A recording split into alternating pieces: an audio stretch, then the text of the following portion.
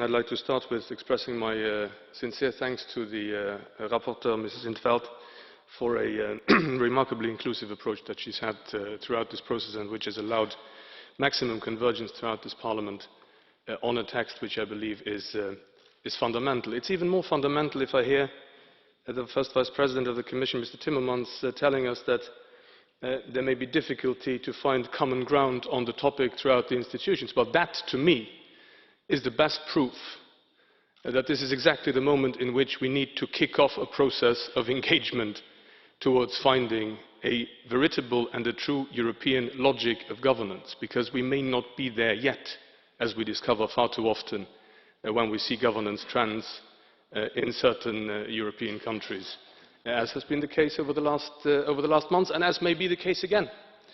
Who is going to protect us from what has happened in the interwar period at the end of the day, when one country after the other, for reasons of their own, drifted off into extremely problematic governmental orientations, with what we have now, and with the generalized unanimity requirement that is on the table to engage whatsoever with respect to any sort of state, we would be doing essentially nothing, and that would be dramatic. It would be dramatic as a sign to the millions of Europeans who nowadays look towards Europe and to this House as the only buoy of stability, if it is about guaranteeing that elections in the future change policies, yes, but not the nature of their state.